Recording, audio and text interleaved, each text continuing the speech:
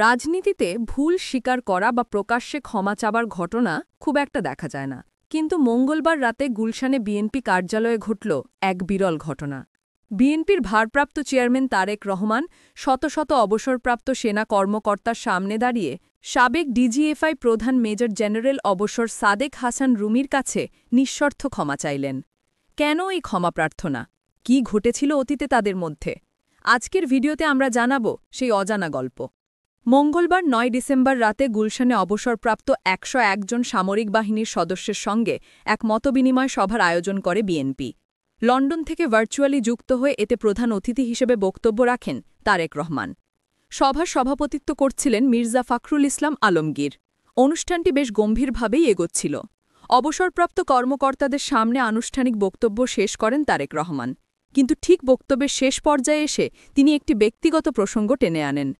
বক্তব্যের শেষে তারেক রহমান স্ক্রিনে একজনকে খুঁড়ছিলেন। তিনি বলেন, স্ক্রিনে এখানে আমি একজনকে দেখতে চাচ্ছি, এটা একান্ত পার্সোনাল ব্যাপার। আমাদের সামনে এখানে আম্মার সময় ডিজিএফআইয়ে ছিলেন রুমি সাহেব। রুমি সাহেবকে উপস্থিত আছেন? তখন অবসরপ্রাপ্ত সেনা কর্মকর্তাদের সারি থেকে মেজর জেনারেল অবসর সাদিক হাসান রুমি উত্তর দেন, জি আছি। এরপর তারেক রহমান অতীতের একটি ঘটনার স্মৃতিচারণ করেন। তিনি বলেন, রুমি সাহেব, আপনার নিশ্চয়ই মনে আছে পুরান ঢাকা থেকে আমিনবাজার পর্যন্ত একবার একটা মিছিল হয়েছিল। আম্মাও ছিলেন সেই মিছিলে। আমি পুরোটা পথ হেঁটে এসেছিলাম। প্রচুর ভিড় আর হট্টগোল ছিল। সেই সময় আপনি আমাকে কিছু একটা বলেছিলেন, আর আমি সেদিন আপনার সঙ্গে একটু রূঢ় ব্যবহার করেছিলাম। তারেক রহমান আরও যোগ করেন, আই এম ভেরি সরি। সব কিছুর জন্য আমি খুবই দুঃখিত। আমি অনেকদিন চেষ্টা করেছি আপনার কাছে পৌঁছতে ক্ষমা চাওয়ার জন্য, কিন্তু সুযোগ পাইনি। আজ সুযোগ পেয়েছি। I am real sorry for that. Tarek রহমানের এমন অকপট ক্ষমা প্রার্থনার জবাবে মেজর জেনারেল অবসর সাদিক হাসান রুমি অত্যন্ত মার্জিত উত্তর দেন। তিনি বলেন, আমি আপনার কাছে কৃতজ্ঞ থাকব। আপনি যা বলেছেন, thank you very much. I will remember it. পুরো হল তখন পিনপতন নীরবতায় এই সৌজন্যবোধ অবলোকন করছিল।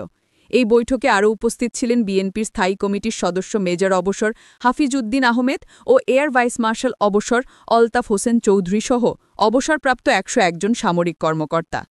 ক্ষমতার রাজনীতিতে যেখানে দম্ভ দেখানোটাই রেওয়াজ হয়ে দাঁড়িয়েছে, সেখানে তারেক রহমানের এই পুরনো ভুলের জন্য প্রকাশ্যে ক্ষমা চাওয়াকে অনেকে ইতিবাচক রাজনৈতিক শিষ্টাচার হিসেবেই দেখছেন। প্রিয় দর্শক, তারেক রহমানের এই আচরণের বিষয়টি আপনি কিভাবে দেখছেন? কমেন্ট করে জানান আমাদের। ভিডিওটি ভালো লাগলে শেয়ার করতে ভুলবেন না।